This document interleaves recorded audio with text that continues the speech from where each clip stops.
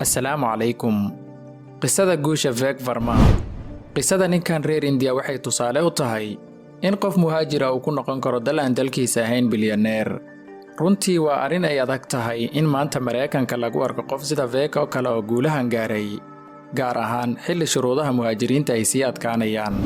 Sannadii 1984 ayuu Vivek oo 18 jir ah damcay inuu jaamacad u aado dalka Mareykanka, isagoo xilligaasi ku sugnaa dalkiisa India. Waxa uu fiisa ka doontay qunsuliyadda Mareykanka ee magaalada Kolkata, balse nasiib daro waa loo diiday fiisihii. Hase yeeshee Vivek waxa uu ku qanci waayay go'aankaas. Saacado kadibna waxa uu ku laabtay qunsuliyaddii, waxa uuna sarkaalkii qunsuliyadda u sheegay inuu gaaray go'aan qaldan, aysan cadaalad ahayn in isaga fiisaha loo diido. Intaas kadib sarkaalkii waxa uu yidhi waxaan ka helay dhiirnaantaada, waana ku siinayaa fiisaha. Vivek iyo ardo kale oo u dhashay dalka India waxay yimaadeen dalka Mareykanka, waxa uuna ku biiray macadka Florida Institute of Technology. Wixii markaas ka dambeeyay Vivek waxa uu bilowday safarkiisa guusha. Waxa uu Vivek ka qalin jabiyay macadka sanadii 1987 isagoo qaatay shahaado xagga korontada. Waxa uuna u sii gudbay jaamacadda Michigan, kadibna waxa uu u beddeshay jaamacadda Stanford ee California. Markii uu ka qalin jabiyay jaamacadda Vivek waxa uu aasaasay shirkad lagu magacaabo Xavi Technology, taasoo shaqadeedu ahayd in lagula socdo xamuulka iyo alaabaha ay leedahay wasaaradda difaaca Mareykanka ee daafaha adduunka ku kala sugan. Waxaana adeegan markii dambe isticmaalay dalka UK iyo dalalka xubnaha ka ah NATO. Muddo 10 sano ayuu milkiile ka ah shirkaddaas, ilaa ugu dambeyntii ay ka iibsatay wasaaradda difaaca Mareykanka sannadii 2006. Waxaana laga siiyey lacag ku dhow $5 bilyan. Inkastoo uu awooday inuu howlgab iska noqdo, haddana Vivek waxa uu doortay inuu ka sii shaqeeyo shirkadda Lockheed ay wasaaradda gaashaandhiggu leedahay. Muddo 7 sano uu ka shaqaynayay shirkaddaas, ugu dambeyntii waxa uu ka tegay sannadii 2013, xilligaas oo uu aasaasay shirkaddiisa maanta ee 8x8. Vivek Verma maanta waxa uu madax ka yahay shirkadda xagga tiknoolajiyada oo lagu magacaabo 8x8 oo sanad walba samaysa malaayiin dollar.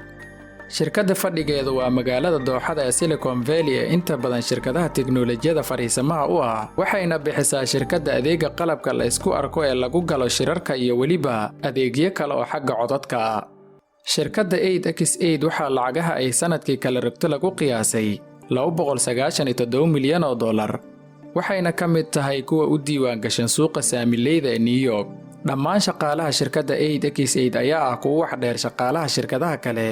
Waxay awood u leeyihiin inay hadal ka horjeediyaan guddiga maamulka shirkadda.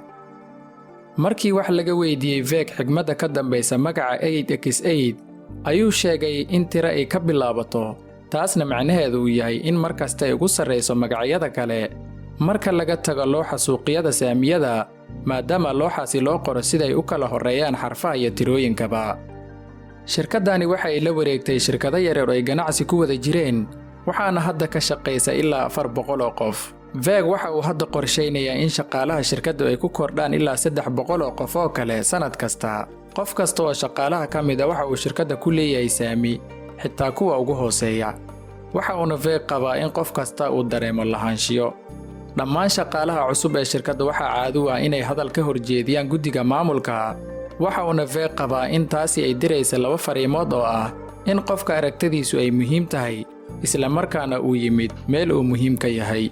Qisadani Vivek Verma waxaan ka baran karnaa inuu qofku hadafkiisa uu gaari karo, xitaa haddii uu ku sugan yahay dal aan dalkiisa ahayn. Vivek Verma waxa uu dalka Mareykanka yimaaday 30 sano ka hor, isagoo arday ah. Maantana waxa uu ka mid yahay mid ka mid ah milyaneerada ugu waaweyn ee adduunka iyo dalka reer India.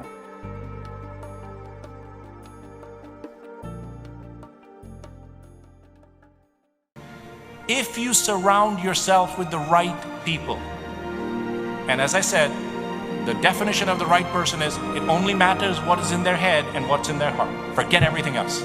If you surround yourself with the right people and always keep your eye open for your own defining moment, you will do great things.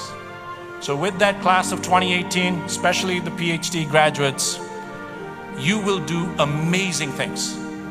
Surround yourself with the right people, look out for your defining moments, and go out and make a huge contribution to this world.